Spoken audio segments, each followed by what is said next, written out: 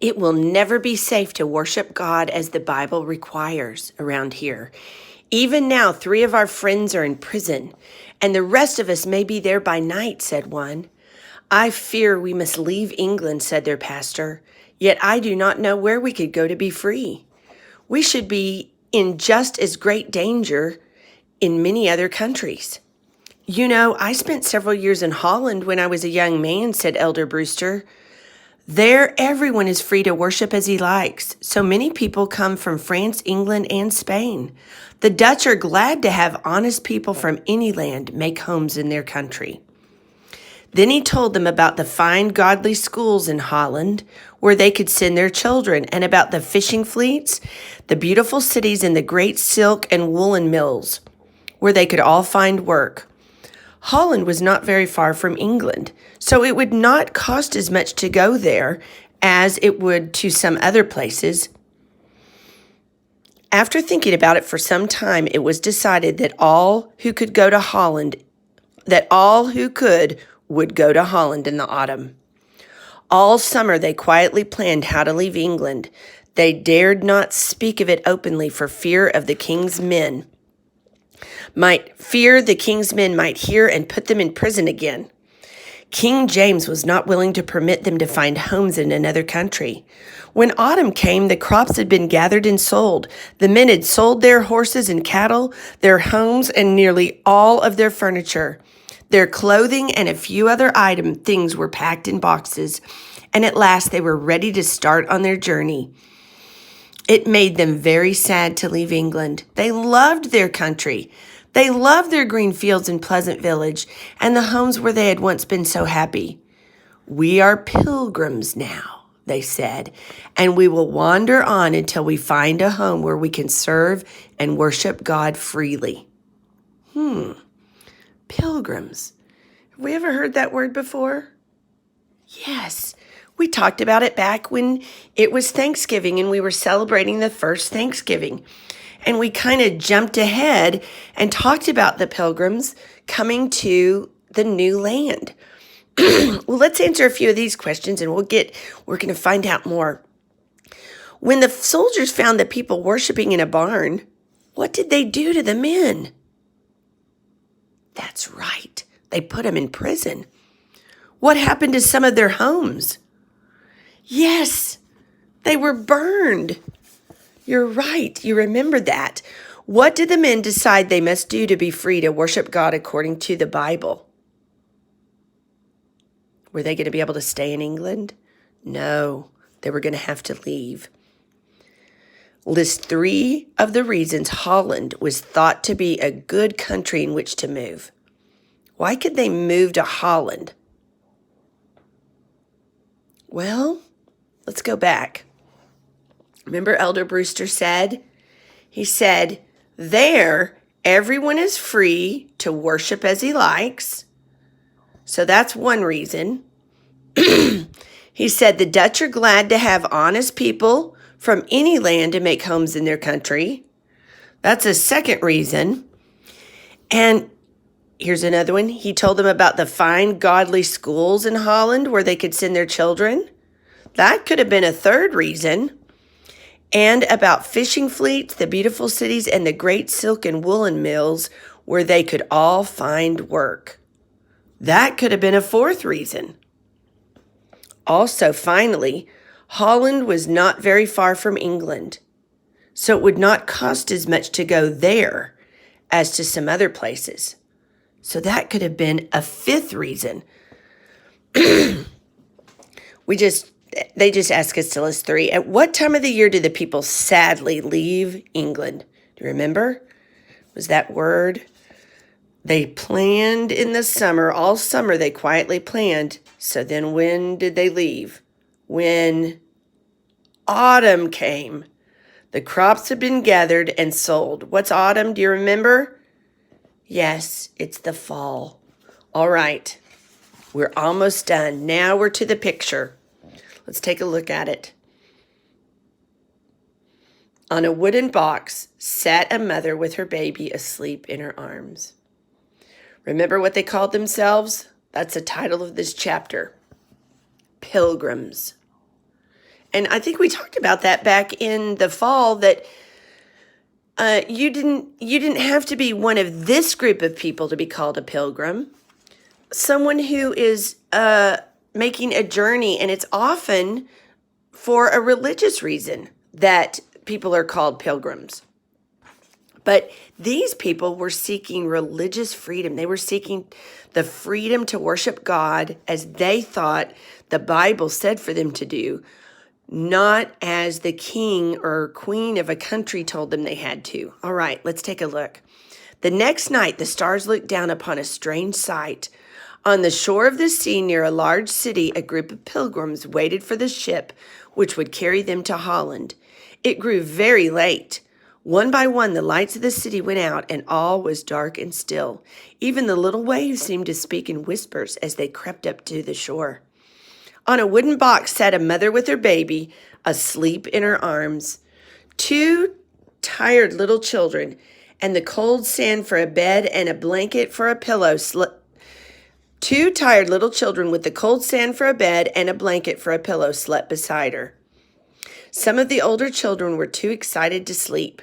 They amused themselves by throwing pebbles into the water or playing in the sand.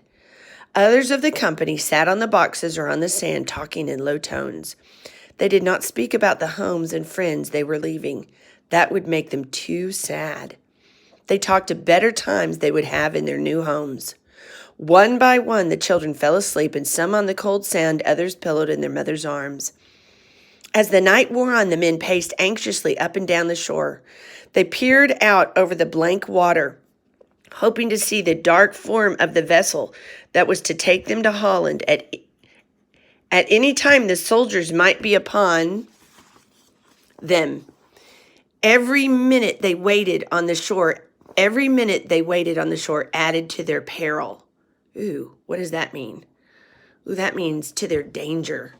It was pretty dangerous for them to try to sneak away at night, especially since some of them had been put in prison. Watchmen were placed at points along the shore to warn the pilgrims of any approaching danger. A terrible dread was sinking into their hearts.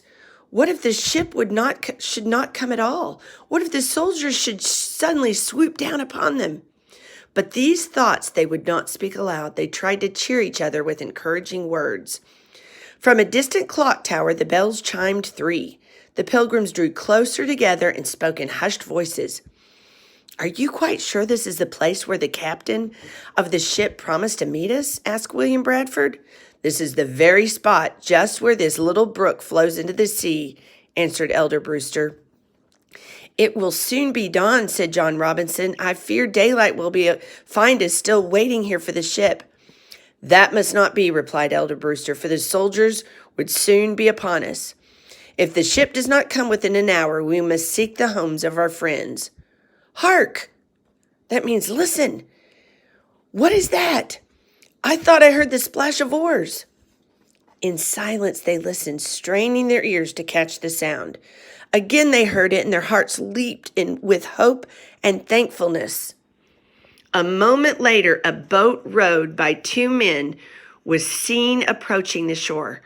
Quickly and quietly, the boat was loaded and rowed back to the ship, which lay out in the deep water. Then it returned for another load and another until all the people and their goods had been carried to the ship. Oh, thank goodness. "Now, Captain, let us sail at once, and by daylight we shall be safe out of the king's reach," said Elder Brewster. "Oh, do not be too sure of that," said a stern voice by his side. In a moment, the pilgrims found themselves surrounded by soldiers. "Oh, no. What does this mean, Captain?" cried Elder Brewster. But the captain was nowhere to be seen. He was ashamed of his wicked deed and dared not face the men whom he had betrayed into the hands of the soldiers. Oh, no. Oh, no. What are they going to do? It was of no use to resist the king's men. So when the first gray light of morning came, the pilgrims again stood on the shore.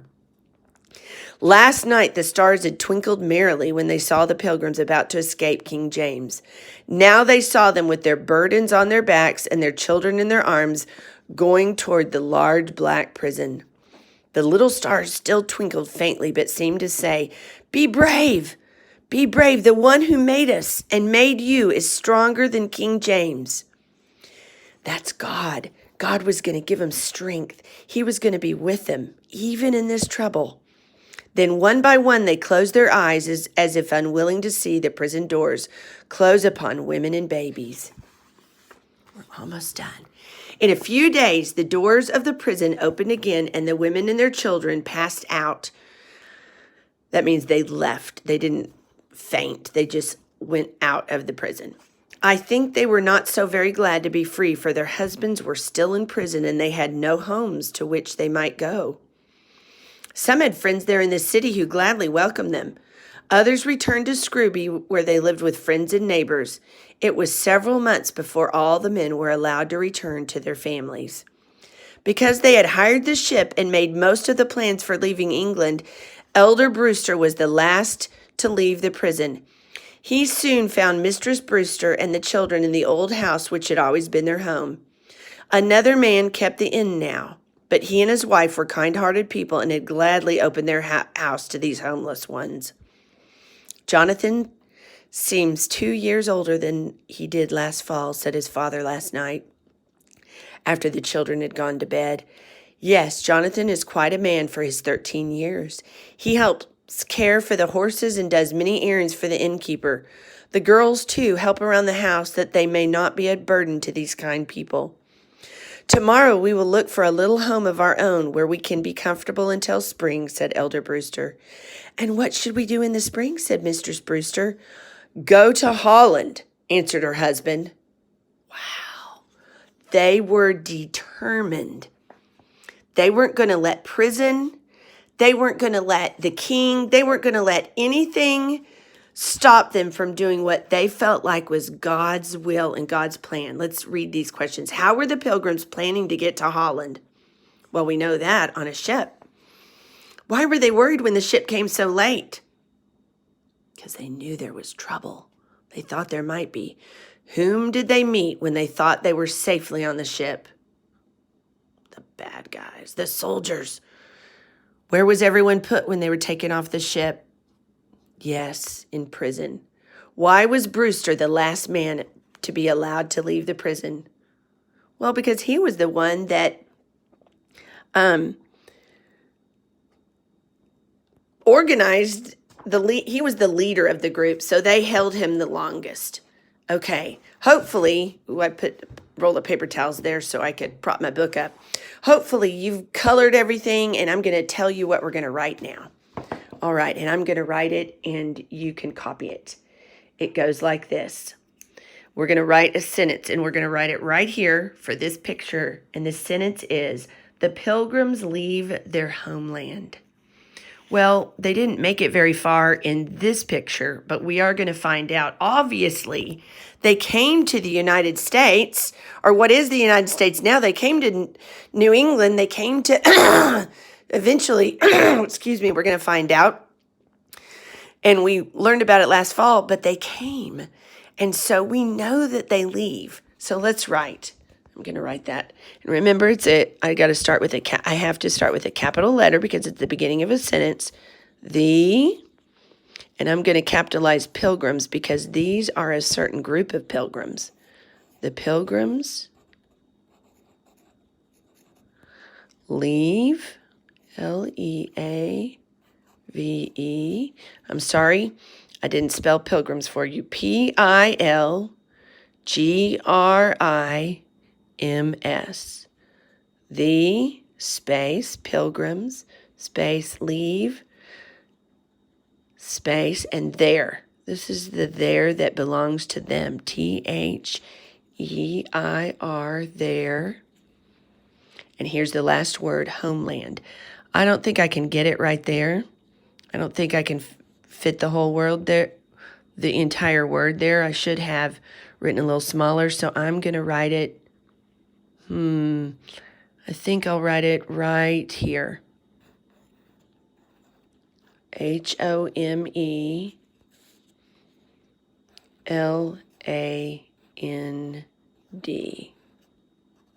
Period, because it's the end of a sentence. You know what? Look at that word.